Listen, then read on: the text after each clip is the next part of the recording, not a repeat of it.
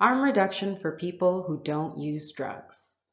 Harm reduction is about helping people, even if they might be responsible for the harms they experience. And since harm reduction is about helping people, harm reduction programs should also target people whose behavior perhaps doesn't cause them harm, but causes other people harm.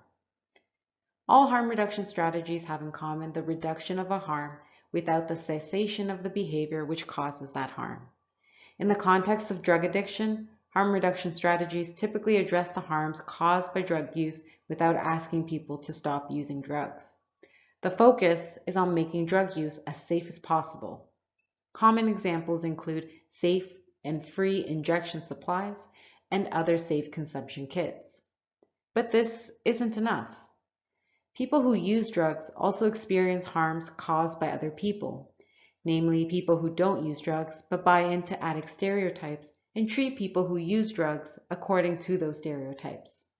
This often results in stigma, discrimination, marginalization, and oppression.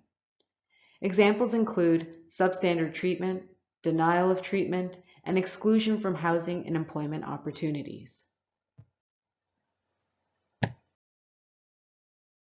We therefore need a harm reduction approach for people who don't use drugs but contribute to the harms experienced by those who do. How can we do this? First, harm reduction programs should target a larger audience. Currently, harm reduction programs exclusively target people who use drugs, but they ought to also include people who don't use drugs as well, since these folks are at least partly responsible for some of the harms experienced by people who use drugs. Second, and related to the first, we need to look beyond the consumption of drugs. The harms of drug addiction include more than the health risks caused by drug use.